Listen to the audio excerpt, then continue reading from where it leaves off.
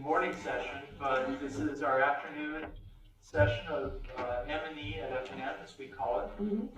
And the speaker for today is certainly no stranger to our campus. He's visited us, I believe this is the fourth time at least. Last night when we were remarking on how much the Lewises travel to New Zealand and Australia and England, David said that Professor Lewis said that he lives in a rather small part of the globe, widely scattered, and we're happy that at least one point of the globe that he lives in, for a little bit of time, is Lancaster, and that we've had him visit us and give us many papers. Today, his topic is Finkish Dispositions. Please welcome Professor David Lewis.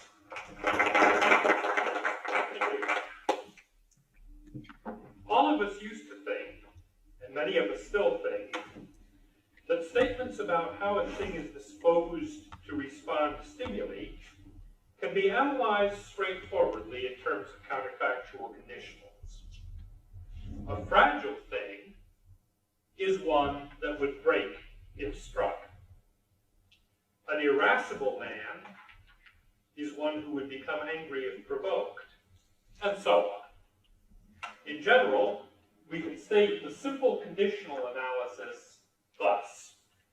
Something X is disposed at time T to give response R to stimulus S if X were to undergo stimulus S at time T, X would give response R. Simple indeed, but false. The simple conditional analysis was decisively refuted by C.B. Martin. The refutation has long been a matter of folklore. I myself learned of it from Ian Hunt in 1971, but now it has belatedly appeared in print. Dispositions come and go, and we can cause them to come and go. Glass blowers learn to anneal a newly made joint so as to make it less fragile. Annoyances can make a man irascible. Peace and quiet can soothe him again. Anything can cause anything, so stimulus S might itself chance to be the very thing that would cause the disposition to give response R to stimulus S to go away. If it went away quickly enough, it would not be manifested. In this way, it could be false that if X were to undergo S, X would give response R. And yet, so long as S does not come along, X retains its disposition. Such a disposition, which would straightway vanish if put to the test, is called Finkish. A Finkishly fragile thing is fragile, sure enough, so long as it isn't struck. But if it were struck, it would straightway cease to be fragile, and it wouldn't break. Any Finkish disposition is a counterexample to the simple conditional analysis. The thing is disposed to give response R to stimulus S. It is not so that if it were to undergo S, it would give response R. The analyzandum is true. The alleged analyzans is false. Suppose instead that we have something that is not yet disposed to give R in response to S. It might gain that disposition, and S itself might be the very thing that would cause it to gain that disposition. If the disposition were gained quickly enough, while S was still present, it would at once be manifested. So the counterfactual analyzans is true. If the thing were to undergo S, it would give response R. And yet, so long as S does not come along, the dispositional analysandum is false. The thing has not yet gained the disposition to give response R to S. This time, it is the lack of the disposition that is Finkish. But again, we have a counterexample to the simple conditional analysis. Dispositions, as Martin has often emphasized, can come in pairs. X is disposed to respond to the presence of Y, and Y is disposed to respond to the presence of X by a response R given jointly by X and Y together. In a nice case, where the simple conditional analysis works, we can express this by a counterfactual. If X and Y were to come into one another's presence, they would jointly give response R. For example, I and a certain disk are so disposed that if I and it came together, it would cause in me a sensation of yellow. We could say that it is disposed to influence me, or that I am disposed to respond to it, or both. Or we could say that the two-part system consisting of me and the disk is disposed to respond to the coming together of its parts. In the nice case, where the simple conditional analysis works, it doesn't matter which we say. But in a Finkish case, perhaps the coming together of me and the disk would alter my dispositions, or the disk's dispositions, or both, so that if I and it came together, there would be no sensation of yellow. The disposition of the two-part system to respond to the coming together of its parts is Finkish in just the way we have already considered. Nothing new yet.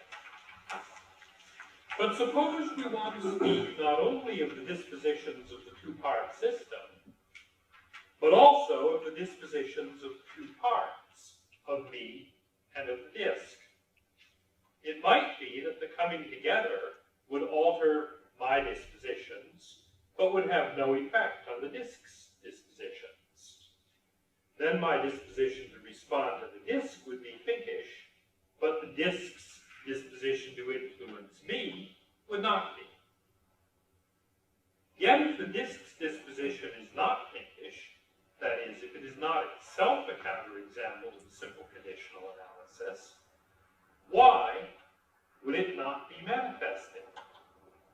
Because it is a disposition to influence me as I would be if I had not lost my own Finkish disposition.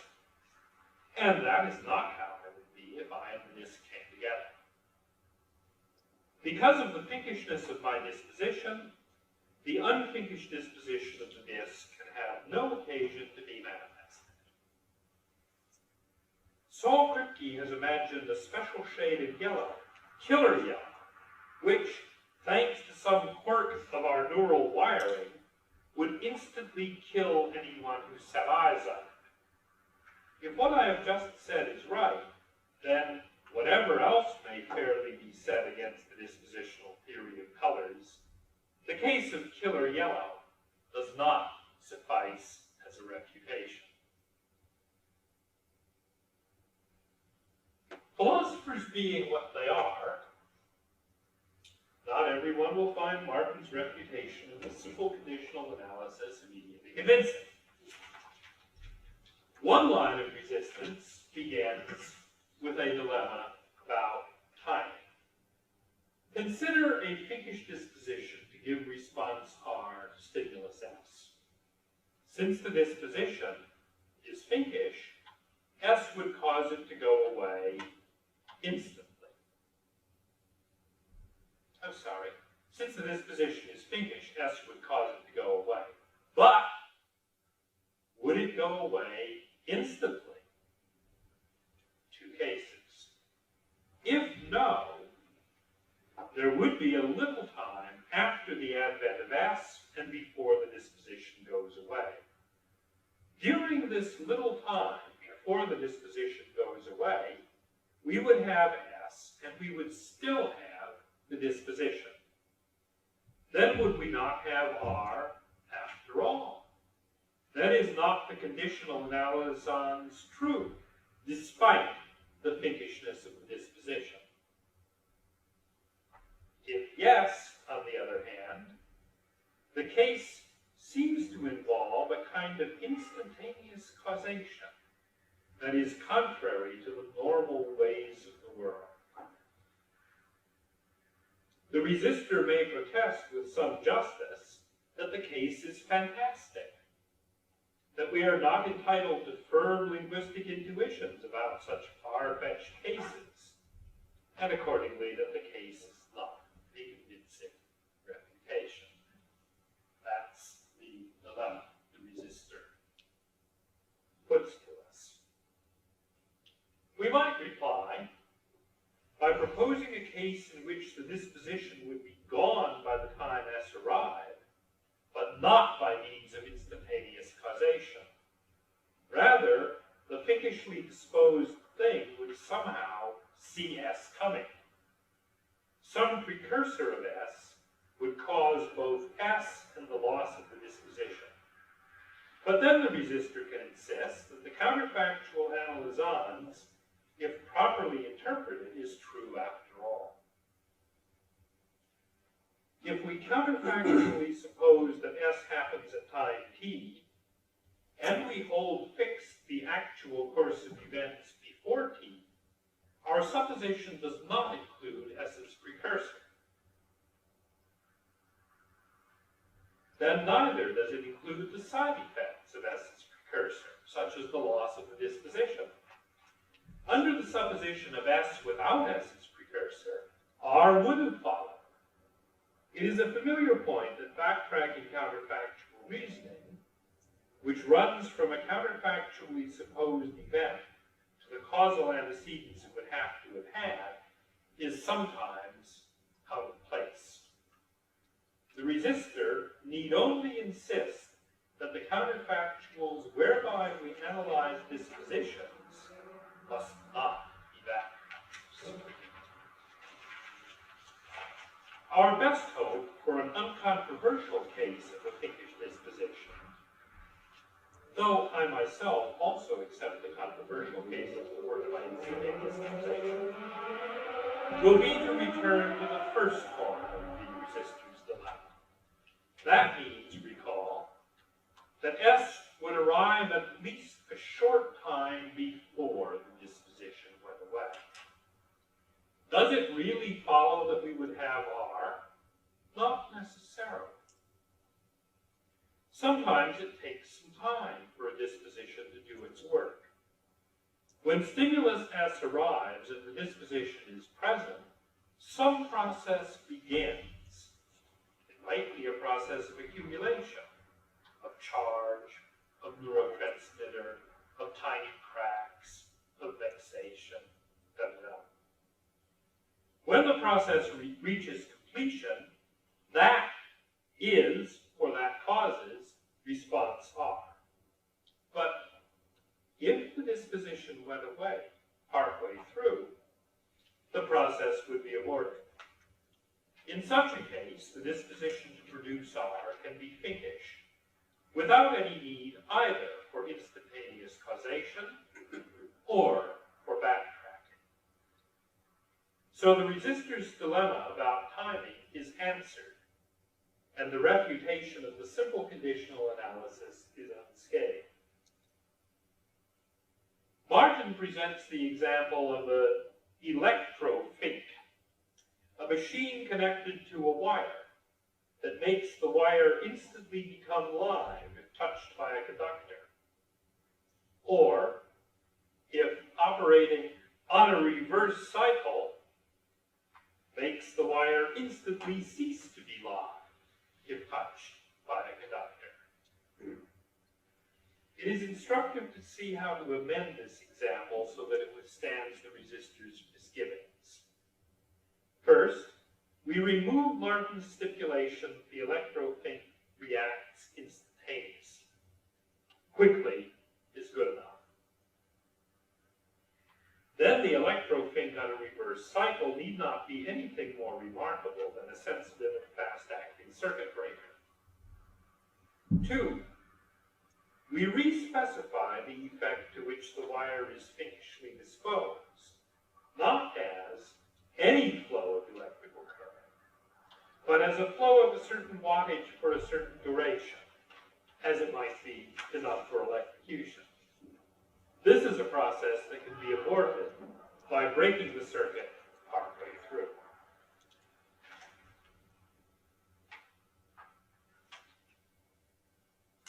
A different line of resistance suggests that if something is Finkishly disposed to give response R of stimulus S, what it really has is a compound disposition.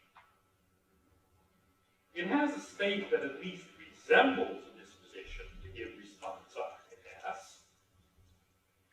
Our resistor, since he accepts the simple conditional analysis, will think it inaccurate to call this state a disposition.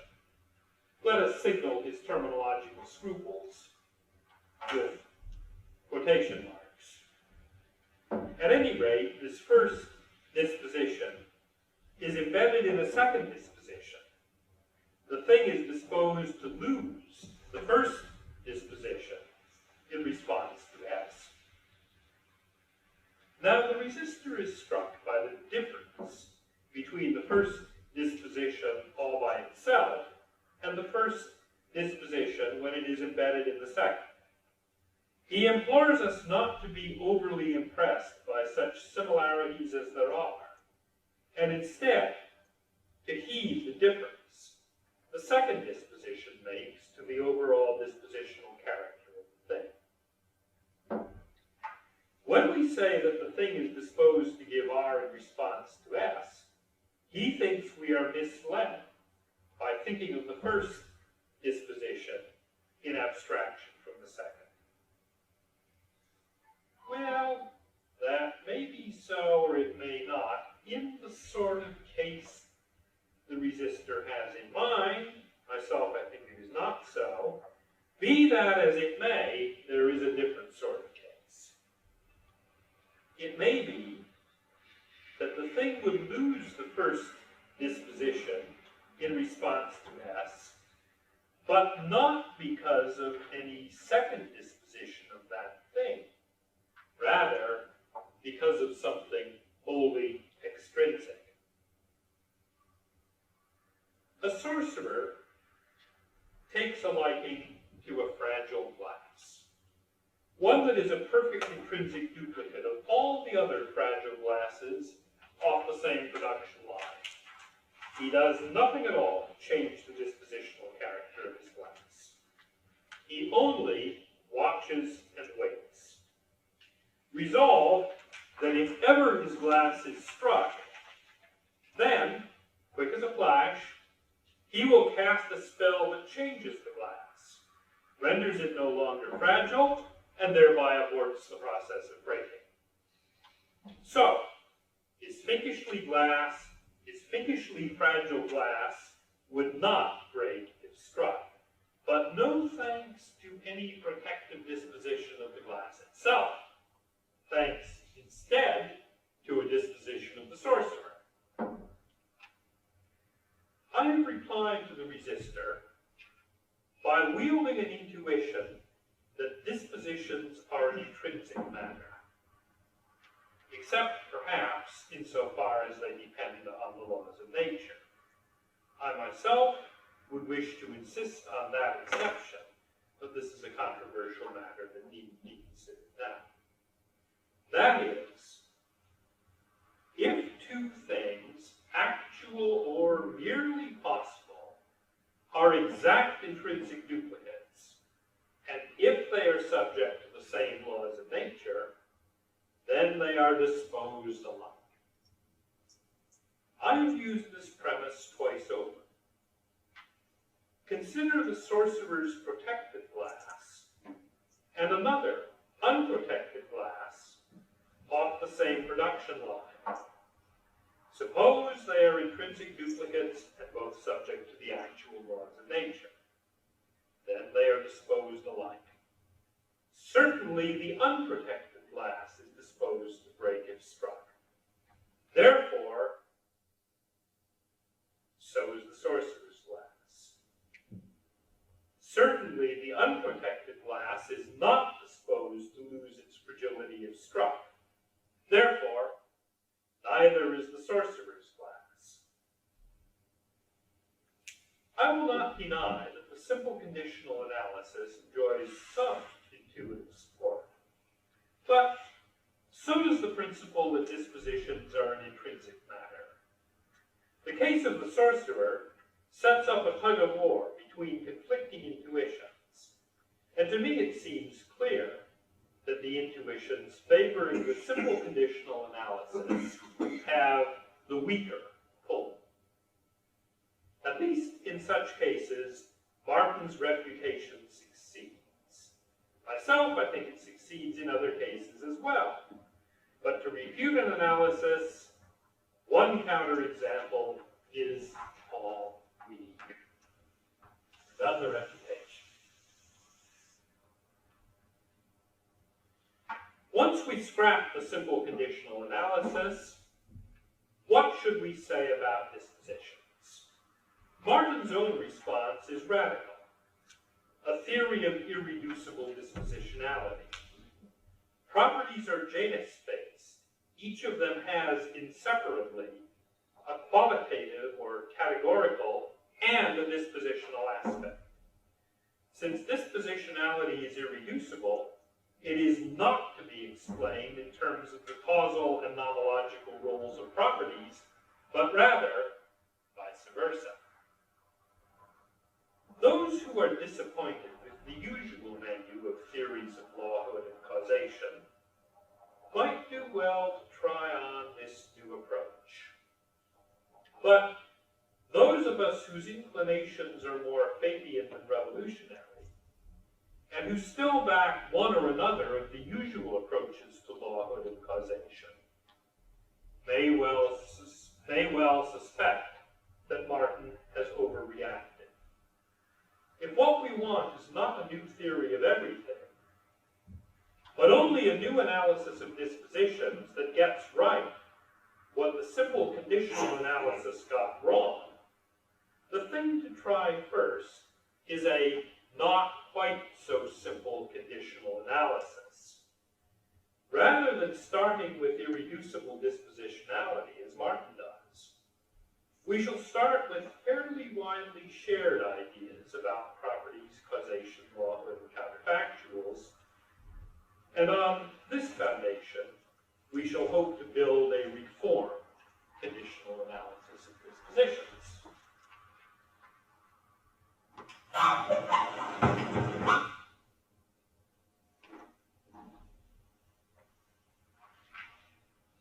Suppose that a certain glass is non-Finkishly fragile, and it is struck, and so it breaks.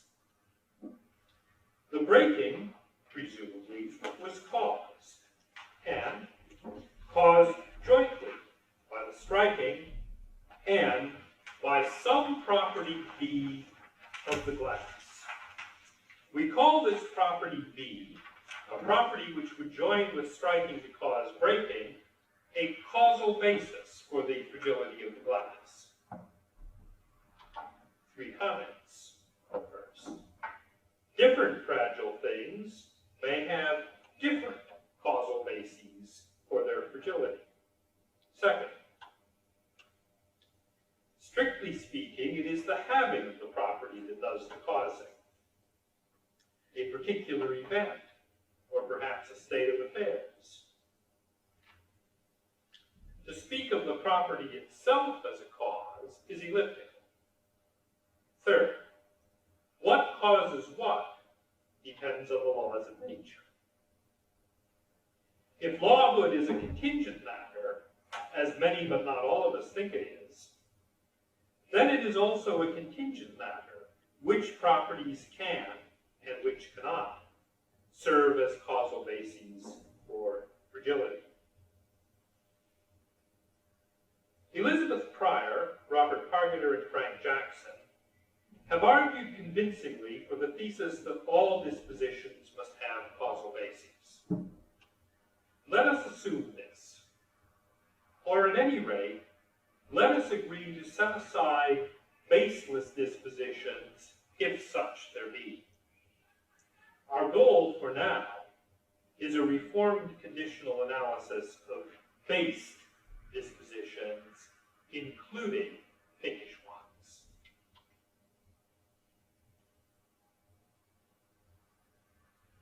Pryor et al. Argue from a simple conditional analysis of dispositions, but that flaw in their argument is not a serious one.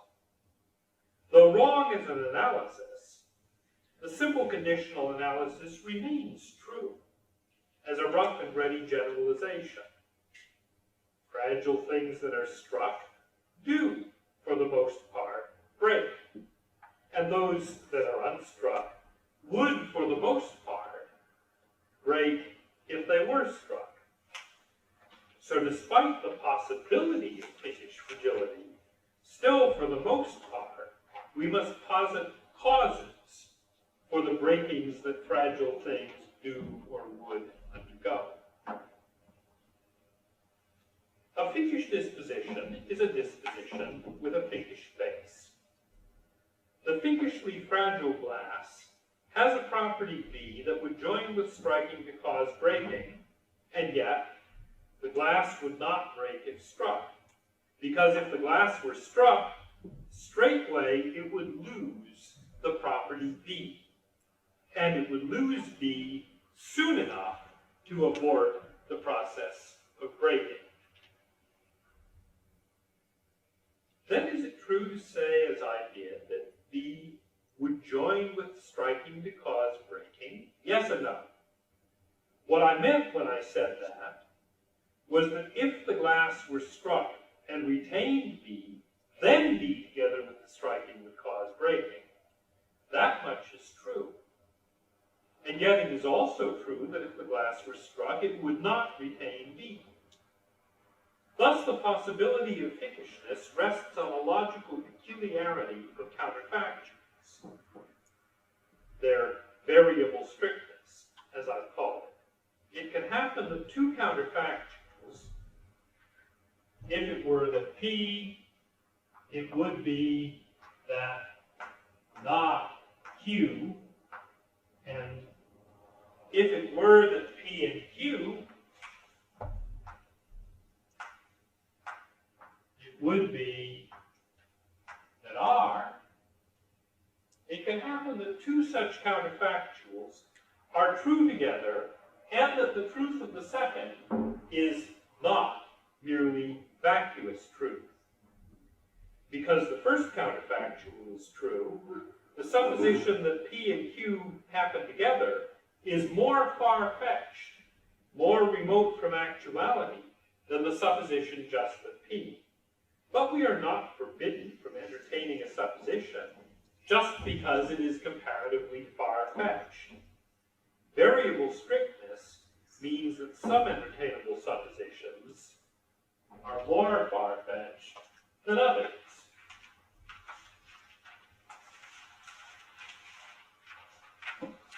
The Finkish lack of a disposition works in a parallel way. The glass has no causal basis for fragility, therefore it is not fragile. Yet it would break if struck, because if it were struck, it would straightway gain some property B that would serve as a causal basis for fragility. And B would arrive in time, though maybe only just in time, to join with the striking to cause the glass to break. Once we appreciate that Finkishness pertains in the first instance to particular causal bases and to lacks of particular causal bases, we are in a position to describe a variety of Finkishness that has so far escaped our notice. Suppose that V1 and V2 are two alternative causal bases for fragility. As it actually is, the glass has V1 and lacks V2. But if it were struck, it would undergo a swap. Straightway, it would lose the property V1 and gain the property V2. It finkishly has one basis for fragility, and it finkishly lacks another. Yet it is not finkishly fragile, at least not in the sense of being a counterexample to the simple conditional analysis. It is fragile thanks to the basis V1. If struck, it would be fragile thanks instead to the substitute basis V2. If struck, therefore, it would break. But its breaking, if struck, would not be a manifestation of the fragility it has when not struck, because if it were struck, it would come to be fragile in a different way. We need to add something to our characterization of Finkish fragility, so as to distinguish it from the different situation just considered, as follows.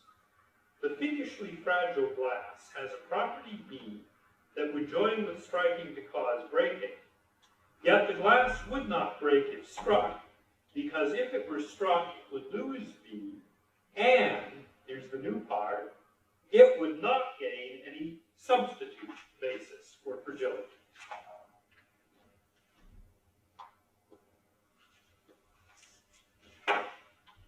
Once we have accepted the thesis that all dispositions must have causal bases, it is an easy step to conjoin the converse thesis and to say, for instance, that something is fragile if and only if it has some causal basis for fragility. That biconditional, generalized and spelled out, shall be our reformed analysis of dispositions. In saying what it means for a property to be a causal basis for fragility or whatever, we will need a counterfactual condition. But the conditional part of our reformed analysis will come at the end. Before that, we need a beginning and a middle. The beginning of any analysis is an analyzando. Ours shall be the same as before. Something X is disposed at time T to give response to stimulus. Something X is disposed at time T to give response R to stimulus S, if and only if. The noteworthy thing about our analyzandum is what it is not. Our plan is to answer one question without getting entangled in another. The question we want to answer is, what is it to have such and such disposition, as it might be the disposition to break and strike? The question we want to leave unsettled is, what is a disposition? Once we accept that a disposition must have a causal basis, we might choose to say, as Armstrong has done, that the disposition is its causal basis. That choice has the advantage of delivering a straightforward account of the role of dispositions in causal explanation. The fragility of the glass, along with the striking, are the causes that jointly cause the breaking. On the other hand, that choice has the drawback that what we would offhand think was one disposition, fragility, turns out to be different properties in different possible cases, and very likely in different actual cases. Or we might instead choose to say, as Pryor and Hurley have done, that the disposition is the second-order property of having some suitable causal basis for other.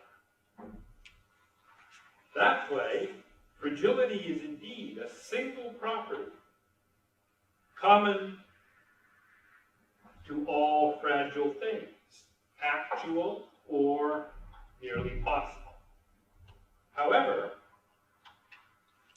the drawback of this choice is that if fragility is the second-order property, it is far from clear how it plays a role in causal explanation. When the struck glass breaks, do we want to say that the breaking is caused both by the second-order property, which is the fragility, and by whatever first-order property is the causal basis for the fragility in that particular case?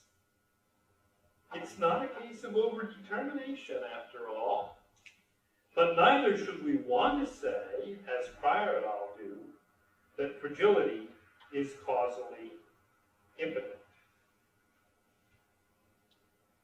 If forced to choose, I'd side with Prior against Armstrong and dodge the overdetermination or impotence issue by appeal to some fancy and contentious metaphysics of events. Never mind the details. It's complicated and contentious. But our choice of an analyzandum is meant to allow us to remain neutral in the disagreement between Armstrong and Prior. When a glass is fragile, it has two properties. It has some first-order property, which is a causal basis for fragility. It also has the second-order property of having some causal basis for fragility or other. We need not say which of these two properties of the glass is its fragility. If we remain neutral in the disagreement between Armstrong and Prior, not only do we refuse to say which properties are dispositions, equally, we refuse to say which properties are non-dispositional or categorical. So we would be unwise to speak, as many do, of categorical bases. Because if we then saw fit to go Armstrong's way, and to identify the disposition itself with its causal basis in a particular case, we would end up claiming to identify dispositional with non-dispositional properties, and claiming that dispositions are their own categorical bases. Rather than risk such confusion, we do better to eschew the alleged distinction between dispositional and categorical properties altogether. Our chosen analyzandum has another advantage: generality. Suppose instead that we had taken some particular example of a dispositional concept. The concept of a poison, say, or the concept of fragility, or the concept of a lethal virus. A dispositional concept is the concept of being disposed to give so-and-so response to such and such stimulus. So the first problem we face in analyzing any particular dispositional concept, before we can turn to the more general questions that our particular example was meant to illustrate, is the problem of specifying the stimulus and the response correctly. We might offhand define a poison as a substance that is disposed to cause death if ingested. But that is rough. The specifications both of the response and of the stimulus stand in need of various corrections. Consider just one of the latter corrections. We should really say, if ingested without its antidote. Yet the need for this correction to the analysis of poison teaches no lesson about the analysis of dispositionality in general. Or take fragility. We have said so far, and we will go on saying, when greater precision is not required, that being fragile means being disposed to break if struck. But consider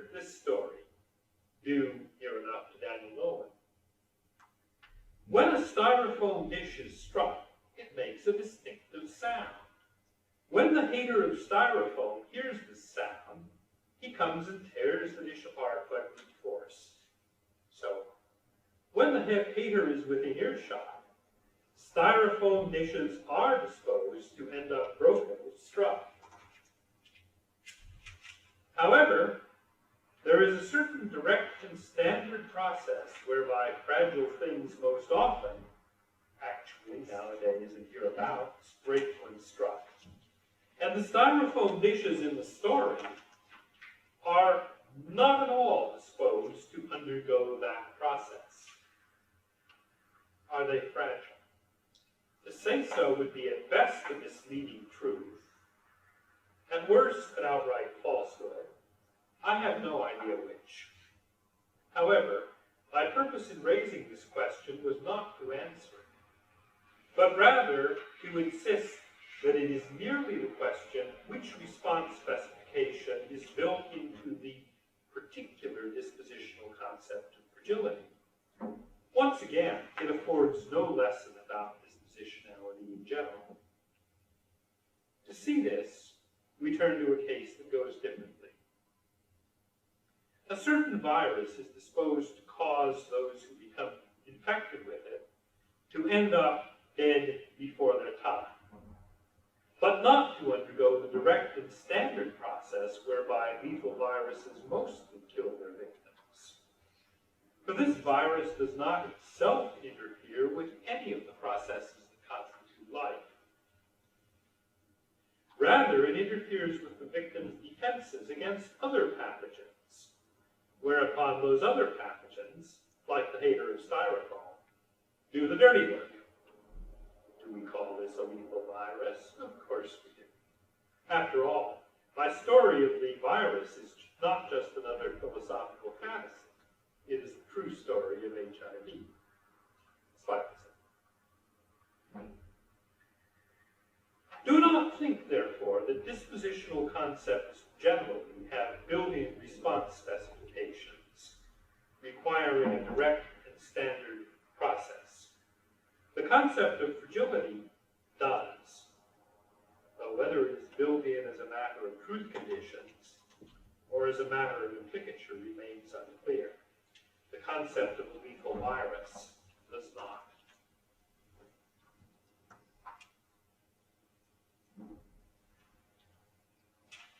We begin our analyses with a restricted existential quantifier over properties.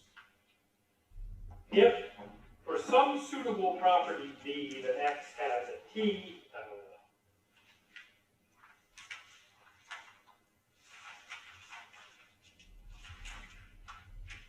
suitable, of course, is a mere placeholder.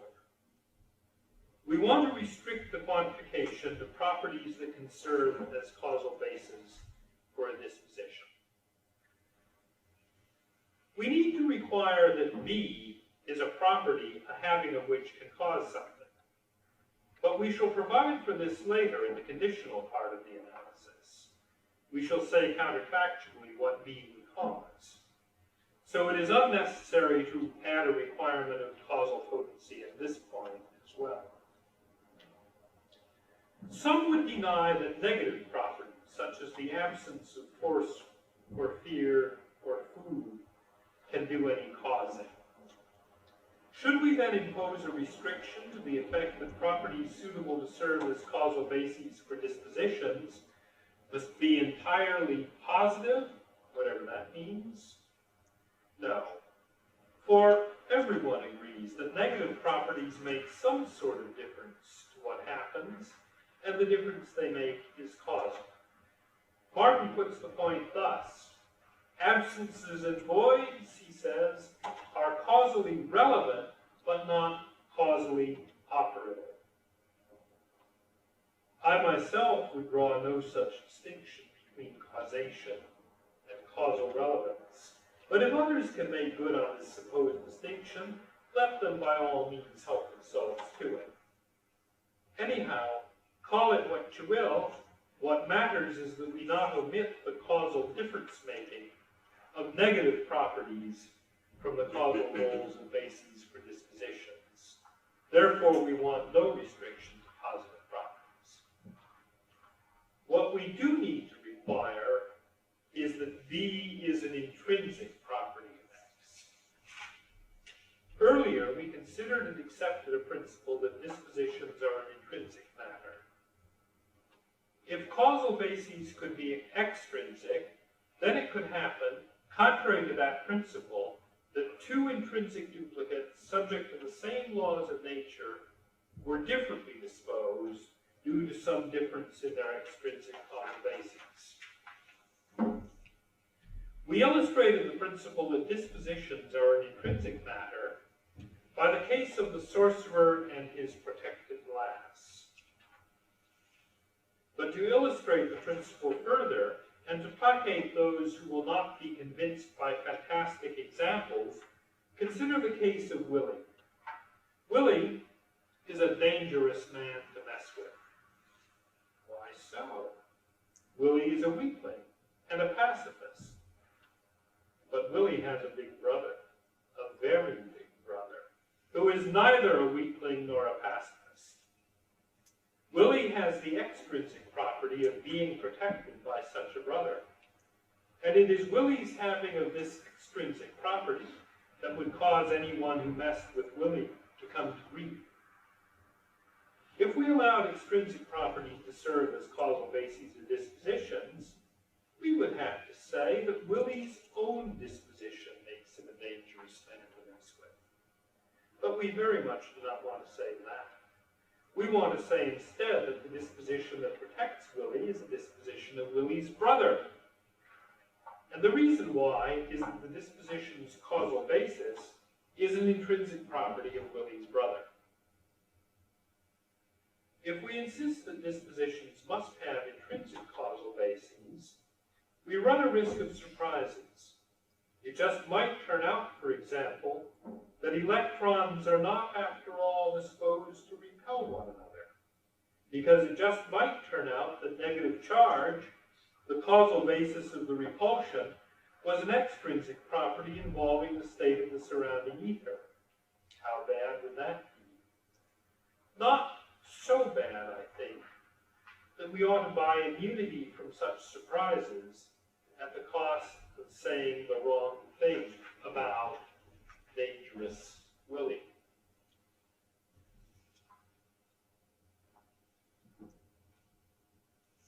Now at last we reached the conditional part of our reformed conditional analysis.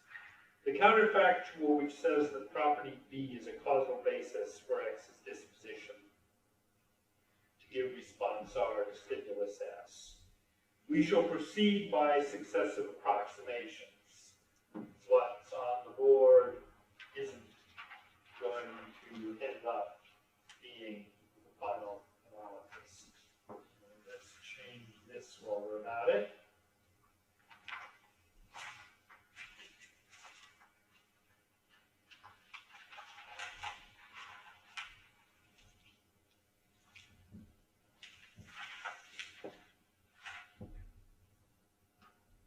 Even if B is Finkish and would go away in response to S, the counterfactual supposition we want to consider is that S arrives and B nevertheless remains. How long? Long enough to finish the job of causing R, however long that job may take. So here's our first stab at finishing the analysis. For some time t prime after t, if X were to undergo stimulus S at time t and retain property B until t prime, X would give response R. The quantificational prefix and the antecedent are now in final form, but the consequent still won't do. For all that the analysons in its present form tells us, X might fickishly lack fragility.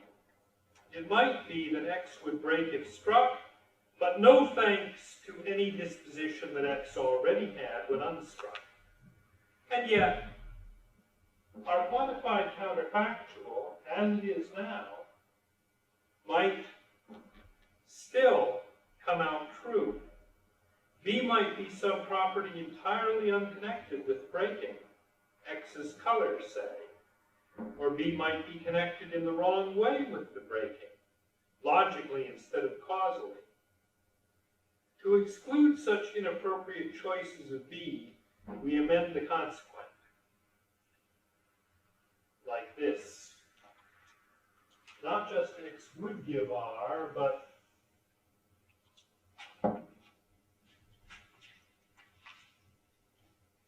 S and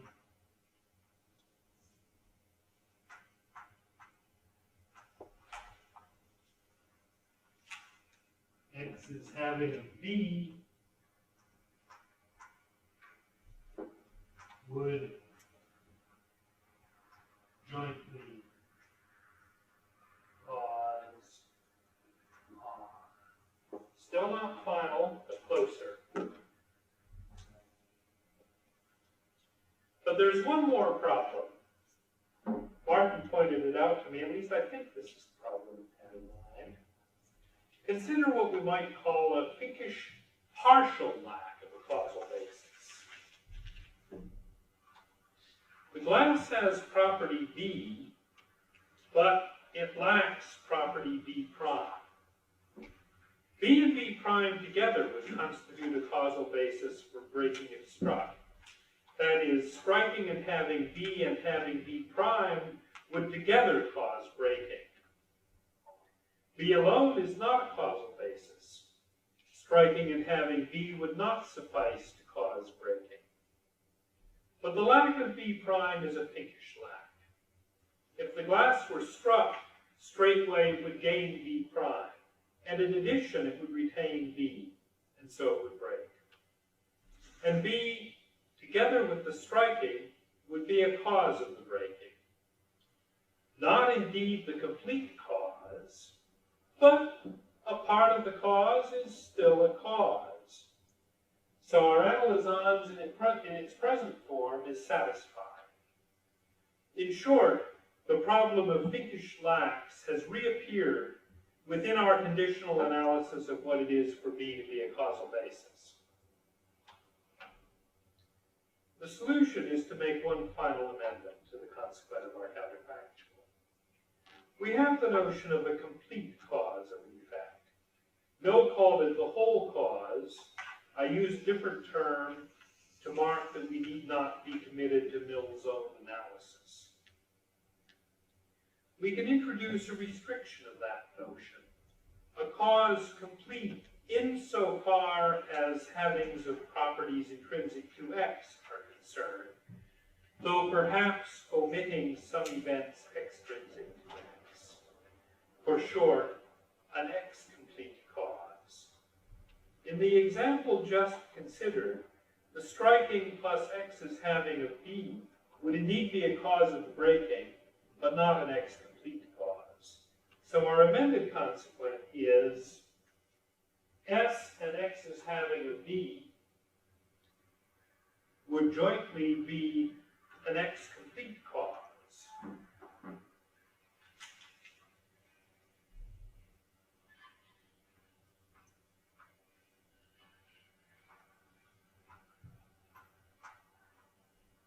Complete insofar as intrinsic properties of X are concerned.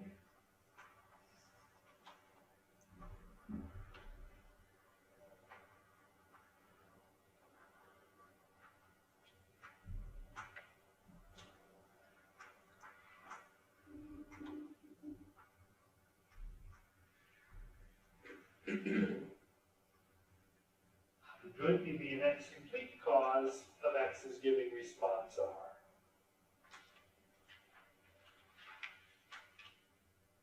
And there you have it. It's become rather an unlovely mouthful, but I think there's hope that it will do the job. Just to read it through again. X is disposed at time t to give response R to stimulus S, if and only if, for some intrinsic property B that X has at t, for some t prime after t if x were to undergo s of t and retain b until t prime, then s and x is having a v would be an x complete cause of x's giving r. Let's stop there.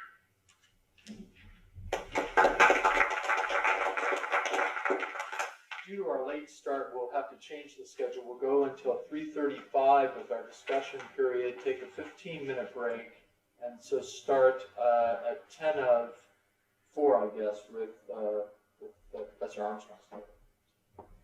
So I could call him myself. I'm wondering whether the following sort of conceder resistor,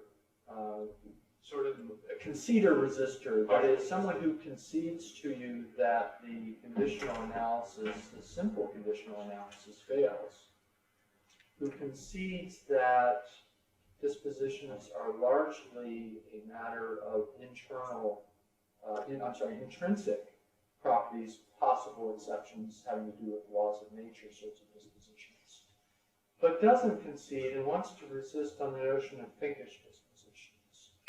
So this individual would say, with respect to the sorcerer's glass, want to agree that it doesn't have the protective disposition because of the concession with respect to intrinsicness of dispositions, that being an extrinsic fact about the glass that the sorcerer protects, but not want to concede that it has a Finkish disposition to be fragile. And the reason they might not want to concede that might be this intuition that dispositions are at base causal powers, and preemptive causes aren't causes. And so they might want to say something like this, that rather than a disposition to Finkish fragility or Finkishly fragile dispositions, it might have a second-order disposition, a disposition to become fragile when ignored by the sorcerer, perhaps. I guess anybody could agree to that. So I guess that's an uncontroversial thing to say, and doesn't add anything to the distinctive view. The distinctive view is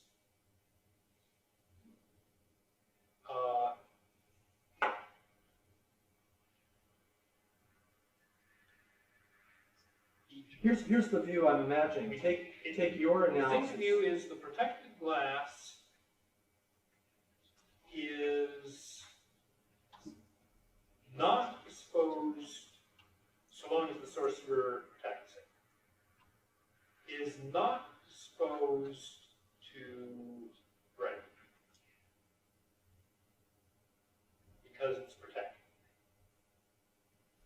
Is not exposed to not break because what causes it not to break, what prevents it from breaking, is an intrinsic matter.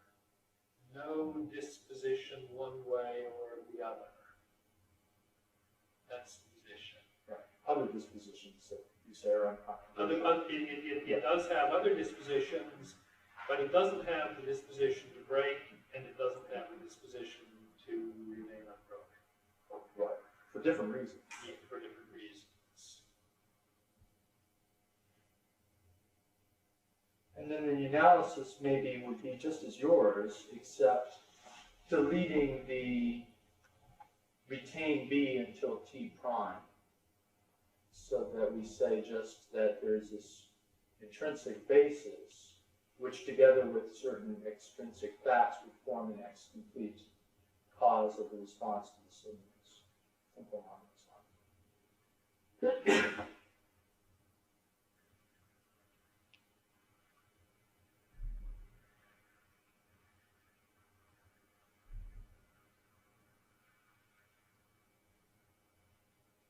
So this person is moved by the idea that dispositions are an intrinsic matter, and yet, and isn't, he devoted to the conditional analysis, but nevertheless, and is willing to pay for whatever appeal this view has. I'm not getting why the view has that appeal. Is willing to pay for whatever appeal this has by denying that it's disposed one way or the other. Now, of course, all of us will sometimes deny that things are disposed one way or the other. Take something that is non-Finkishly disposed to have a 50% chance of breaking. It isn't disposed to break, it isn't disposed to not break, but it is disposed to have a 50% chance of breaking. So the principle of, so to speak, dispositional excluded middle is a goner in any case. Okay, so I don't think the price that this character pays is too terrible. What I'm not getting is the appeal of it. Well, I think two appeals. One, the strangeness of Finkish dispositions. The person rebels against this. And secondly, the wanting to have dispositions be but intrinsic. he's conceded enough. He's conceded that the protected glass is not disposed to break, right? And yet, intrinsically, it's just like a glass that is disposed to break. It seems to me he's conceded enough that he's conceded one out of the part that people find hard to take. I don't get why he concedes that much and then digs into The intuition, I guess I'm such a person. Yeah. The intuition is that this intrinsic causal basis that it has is preempted by these extrinsic facts. And again, preempted causes aren't causes. And so the intuition that a disposition should be this intrinsic causal power. But in this weird case of the sorcerer's glass, that power is preempted. And so it's not there. It would be there, save for these extrinsic facts. But it's not there because of the sorcerer. And that takes away that causal power that it otherwise would have. And so it takes away the disposition it otherwise would have. That's the intuition. Yeah, and it's important to the view that it's not just that the causal power would be taken. Because of purely extrinsic matters, the causal power is already gone. I don't see the deal on it, but I get what the view is. I'm going to play the role of a naive resistor and see what's wrong with this. In the case of the fragile glass, why couldn't they just say something like this? The glass is not just disposed simpliciter, but disposed under normal conditions. So you need to have that sort of qualification. So it's disposed under normal conditions to break, and of course, when you have the sorcerer, you no longer have normal conditions. And so then you just go through with that analysis. Same analysis of naive counterfactual analysis. Now, how do we spell out what are normal conditions? You can't, in general, say that the way counterfactuals work is to hold everything fixed. Strike it and hold everything fixed, and I guess it's both struck and unstruck because you were holding the unstrikenness fixed. And certainly you're holding the unbrokenness fixed. So you don't hold everything fixed. What do you hold fixed? I know two answers. One answer is hold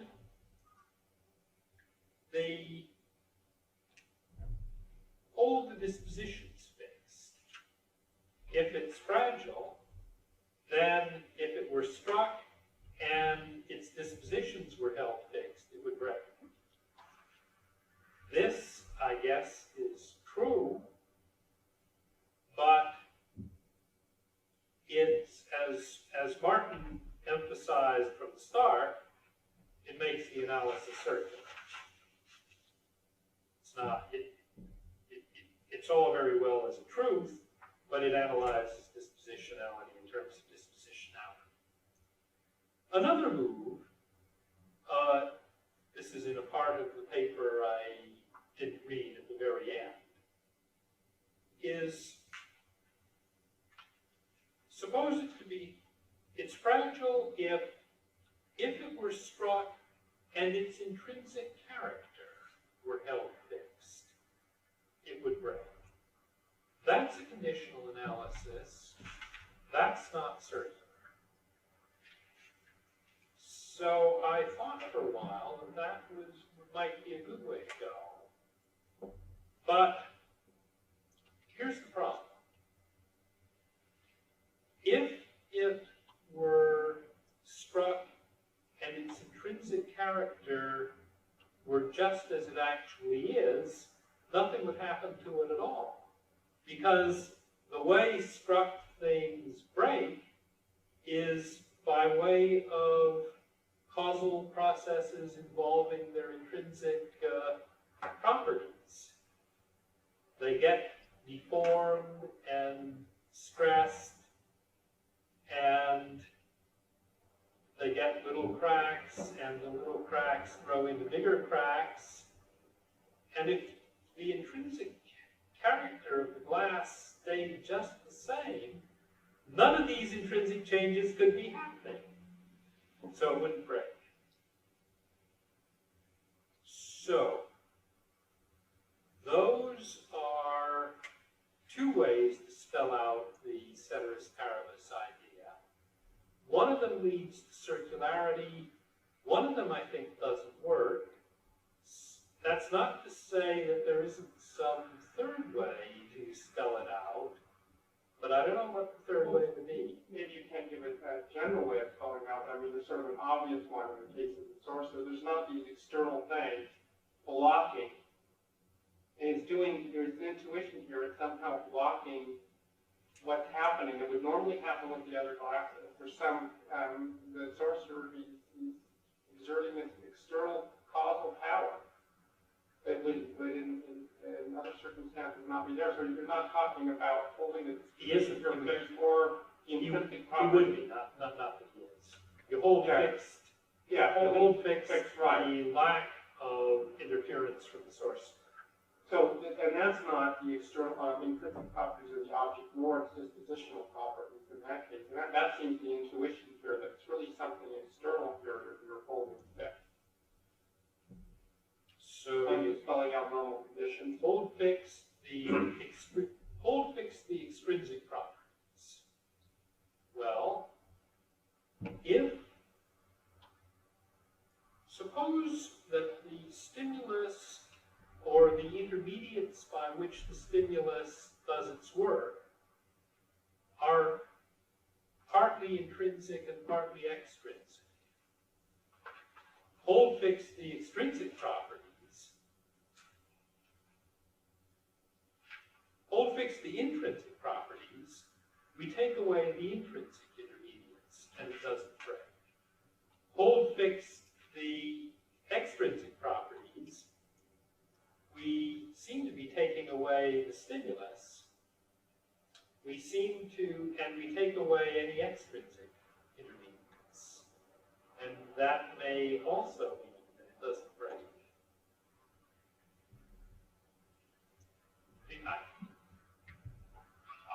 Now, this is not fair because what you said was, I know what to hold fixed in the particular case. And I do too, because I think we should hold fixed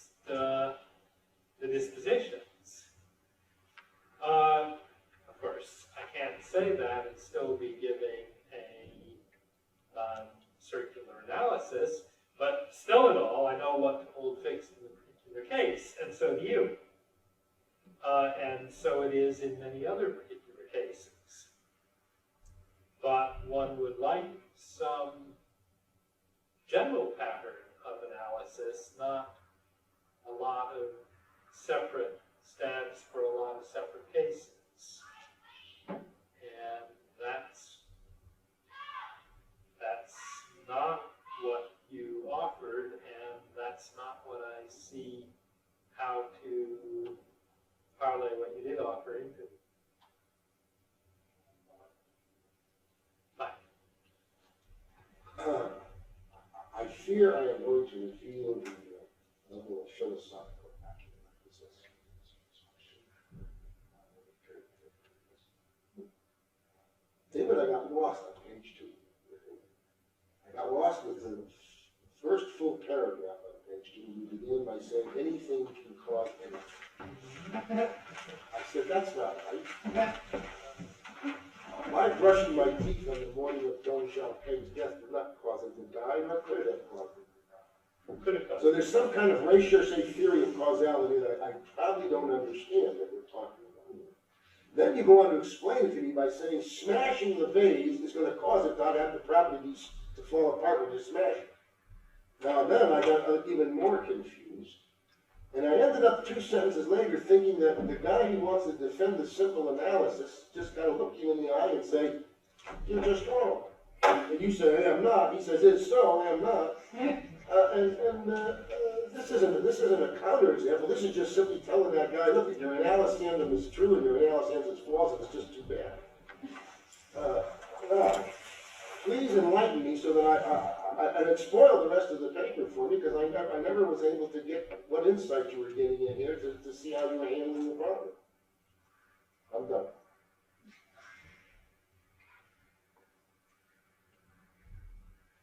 Brushing your teeth did not, for better or worse, cause things that.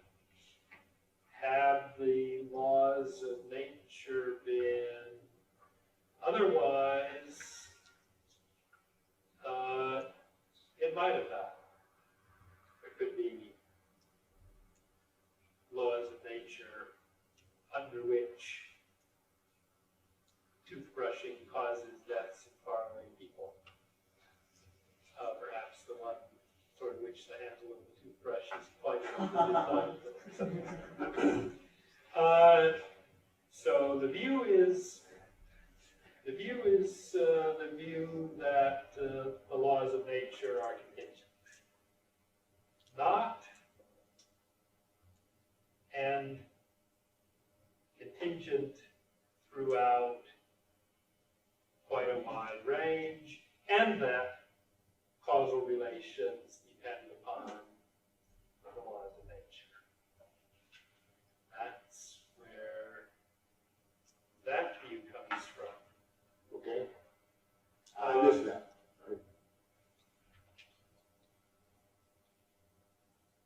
Okay, and as for the struck vase, the problem seemed to be, how did you put it, with smashing of the vase causing the fragments to fly apart? No, causing the vase not to have the capacity to fall apart and smash. That's what I thought you were saying. It had that capacity until I smashed it, then didn't have that capacity anymore. Yes. Smashing the vase implies that the vase broke. So let's stick to hitting it really hard. let's stick to striking the vase hard or otherwise.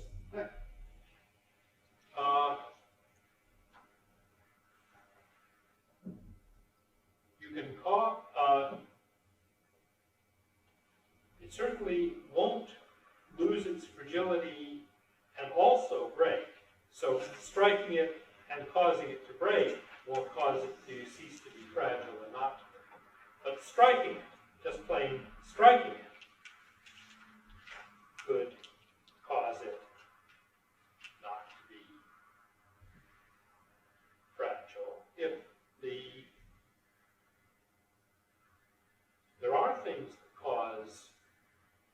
not to be fragile.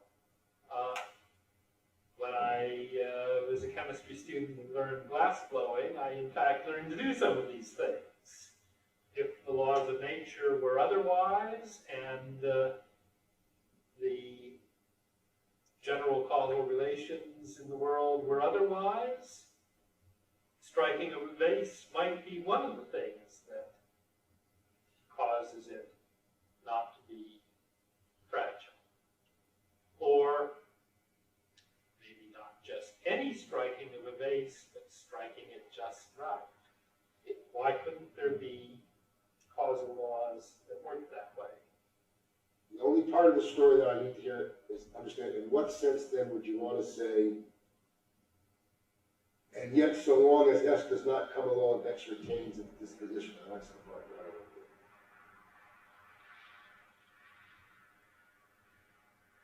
And this new, we can expatiate freely over any kind of causality we care to pick one that's logical and causal.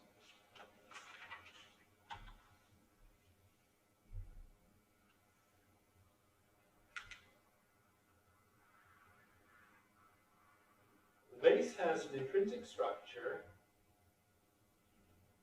So long as it isn't struck, it retains that intrinsic structure. If it were struck and retained that intrinsic structure, it would break. If it were struck, it would not retain that intrinsic structure. Those are the central features of the example. If it were struck, it would lose the structure, but if it were struck and kept the structure, it would break, and furthermore, the striking of the structure would cause it to break.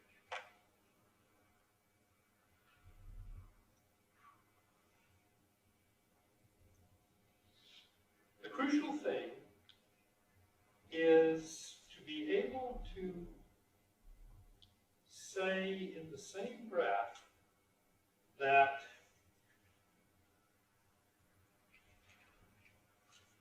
if P, then Q wouldn't happen, and yet it still makes sense to ask, what if P did happen and Q happened too? But there are commonplace examples of this. If John went to the party, Jill would leave. Why is this? Because if John came to the party and Jill remained, it would be a real tense evening, and Jill knows this. That's the same sort of pair of counterfactuals.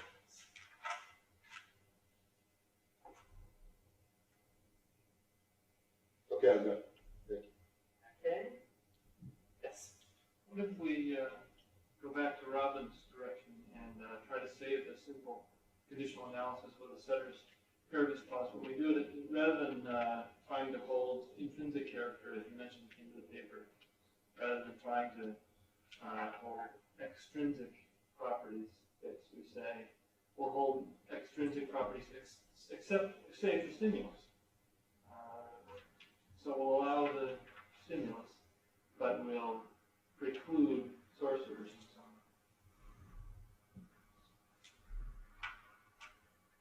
In general, it's hard to suppose that just one thing is different. There will usually be logical connections between many different extrinsic properties. The stimulus property, if it is extrinsic, or insofar as it's extrinsic, will be caught up in a network of these logical connections. Suppose that the glass is struck, and everything else about it, extrinsic, stays the same. Suppose, for instance, that it's struck by a stone, and everything else extrinsic about it stays the same. One aspect of its extrinsic character is its distance from all the stones there are in the world. So we're supposing that it's struck and all the rest of its extrinsic character stays the same.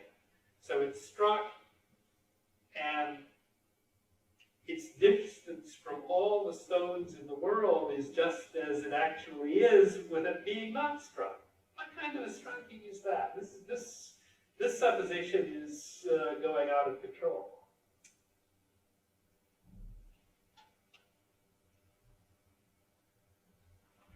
Yeah, I'm inclined to add, I don't know how far I want to go with this, so fear that there's more danger around them, but I guess I'm inclined to say, well, sure, I mean, there are going to be other things in this case that are necessitated as a result of the stimulus posited in the analysis, and we're going to have to allow those in as well.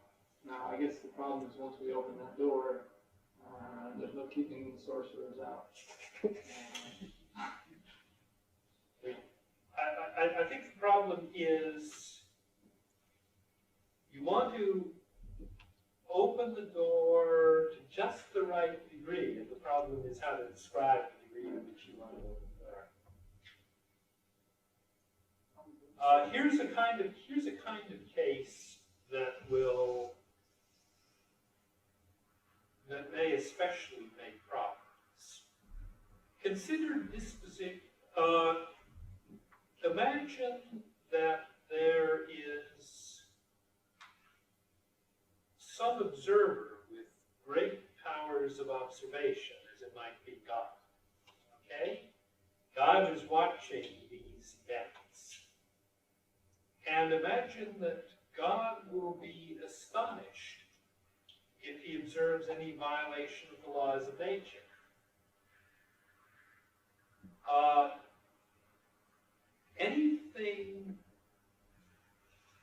Anything, if you say, what if so-and-so were different, and such, which is lawfully connected with it, were not different?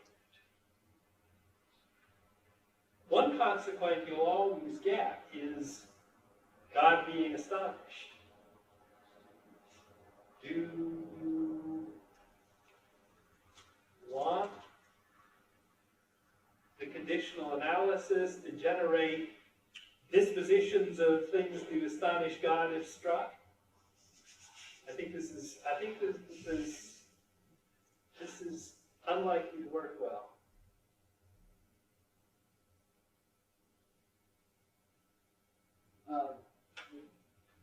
This has to do with the response to the resistor.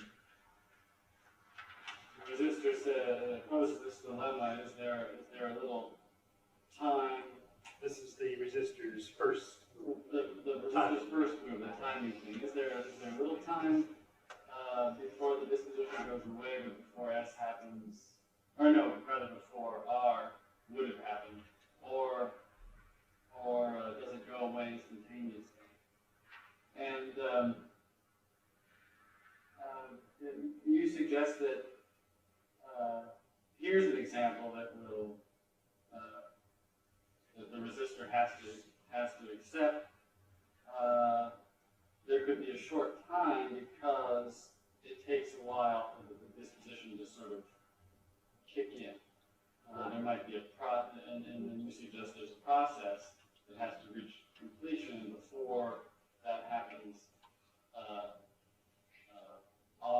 Let's see, the stimulus S makes it go away, the disposition go away. Right. Okay.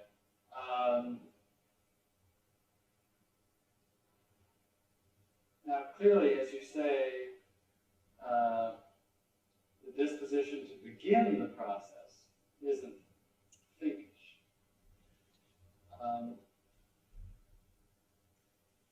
And it struck me that the resistor here could just deny that there is a Finkish disposition to R in this case.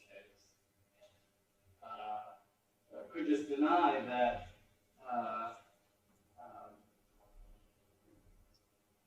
see, here's the idea.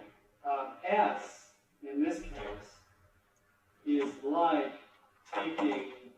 drinking a vial that's got the poison and the antidote mixed together. Now, does drinking that have a disposition? Am I such that if I drink it, I'll tend to die? Well, no. What happens is a process will be begun. The poison will start to work, but then the antidote will start to counteract this, and rather the thing doesn't go to completion. And it seemed to me that if there's a process underway which causes the final result, and the stimulus is such that it causes the process to begin, but also to not run to completion. In that sort of case, we don't really want to say that the stimulus tends to cause the result.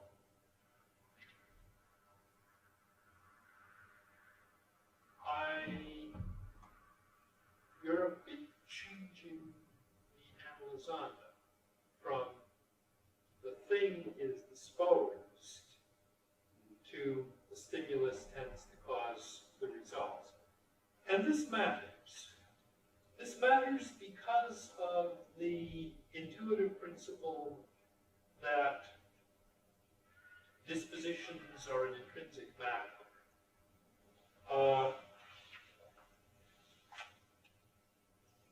The thing, saying the stimulus tends to cause the result,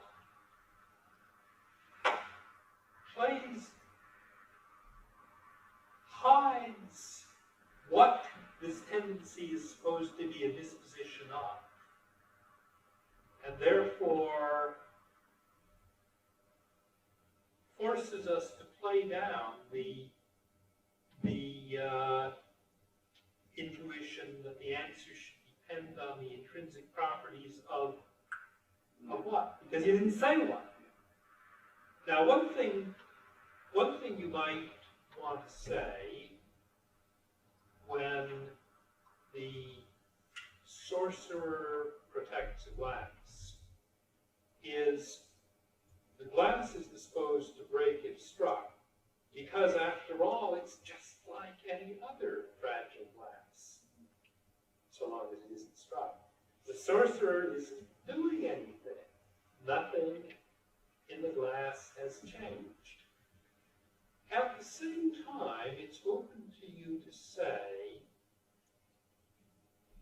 the system consisting of glass plus sorcerer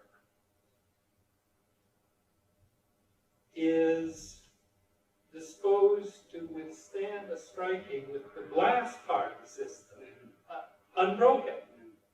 You can say both those things. They're not, they don't conflict, because it's one thing for the glass to have a disposition.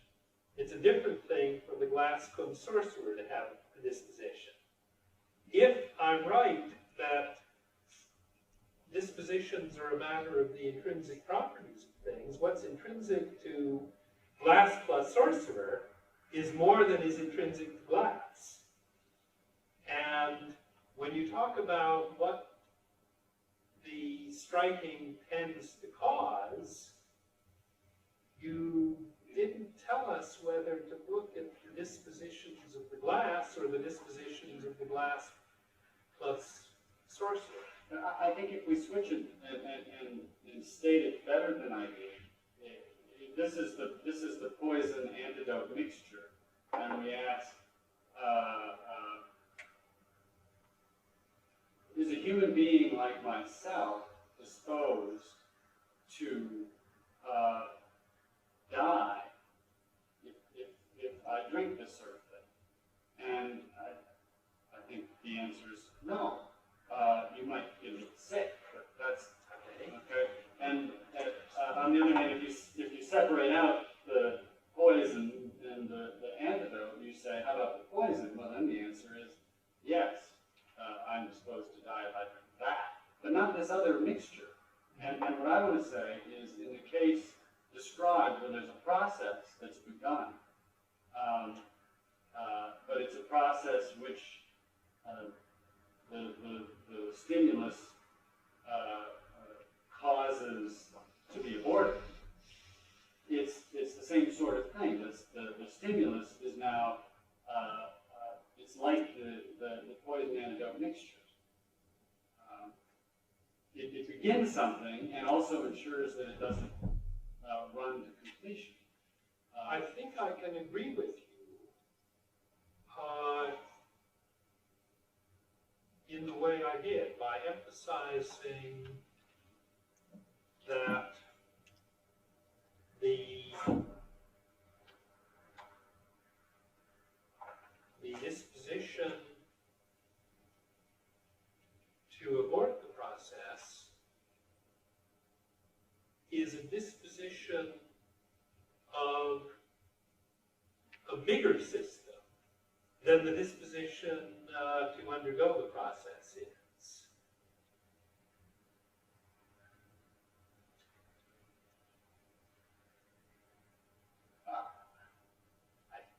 I think I can have it both ways. Should we stop maybe to take a break and thank our speaker? And if there is coffee waiting outside, then perhaps we'll only take a 10-minute break, and if there's not, we'll take a 15. Is there coffee out there? So we can get by maybe with a 10-minute break and start at 10:04.